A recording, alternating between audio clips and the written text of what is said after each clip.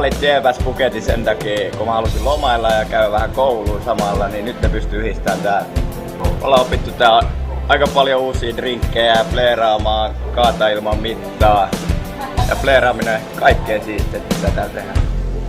Mä suosittelen tätä koulutusta kaikille, että on tosi monipuolinen ja oppii kaikkea uutta siistiä. Kannattaa tulla, että vähän kiinnostaa.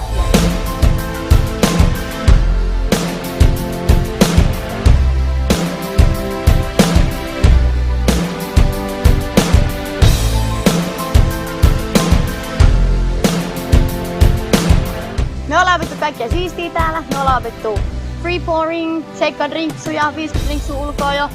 Sitten ollaan opittu flare tendingia, heittää pulloa taakse selän takaa, ottaa kiinni. Me ollaan mestareita.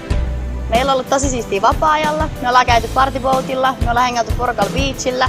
Meillä on poolparteja ja kaikkea sellaista siistiä. Mä oon tutustunut tämän 2 viikon aikana tosi siisteihin tyyppeihin ja varmasti pidetään loppuikäysteitä. Tää on niin mahtava kokemus, niin siistiä, mä suosittelen tätä kaikille.